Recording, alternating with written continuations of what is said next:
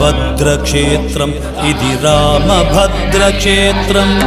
रामभद्रक्षेत्रम् इति रामभद्रक्षेत्रम्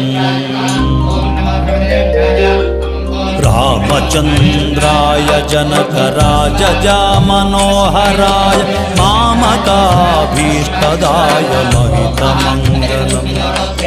कोसलेशाय मन्दहासदासपोषणाय कोसलेशाय मन्दहासदासपोषणाय वासवादिविनतसत्वराय मङ्गलम्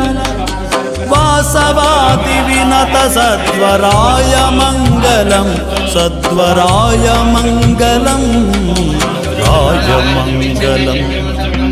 रामभद्रक्षेत्रम् इति रामभद्रक्षेत्रम्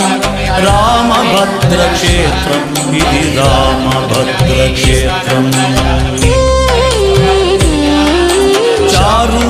चारुमेघरूपाय चन्दनादिचर्चिताय चारुमेघरूपाय चन्दनादिचर्चिताय भानकटकशोभिताय भूरिमङ्गलम् ललितरत्नकुण्डलाय तुलसीवनमालिकाय ललितरत्नकुण्डलाय तुलसीवनमालिकाय जलजघटकदेहाय चारुमङ्गलम् चारुमङ्गलम्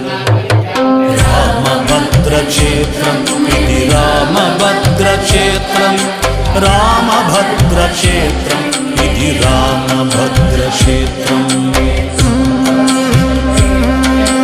देवकी सुपुत्राय देवदेवोत्तमाय देवकी सुपुत्राय देवदेवोत्तमाय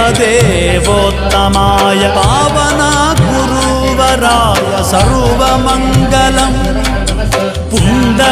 पुण्डरीकाक्षाय पूर्णचन्द्रवदनाय पुण्डरीकाक्षाय पूर्णचन्द्रवदनाय अण्डजवाहनाय अतुलमङ्गलम् अतुलमङ्गलम् रामभद्रक्षेत्रम् इति रामभद्रक्षेत्रम् रामभद्रक्षेत्रम् इति रामभद्रक्षेत्रम् विमलरूपाय विविधवेदान्तवेद्याय विमलरूपाय विविधवेदान्तवेद्याय सुमुखचित्तकामिताय सुभगमङ्गलम्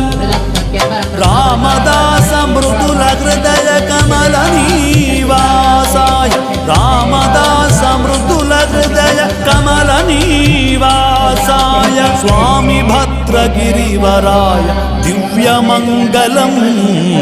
दिव्यमङ्गलम् राम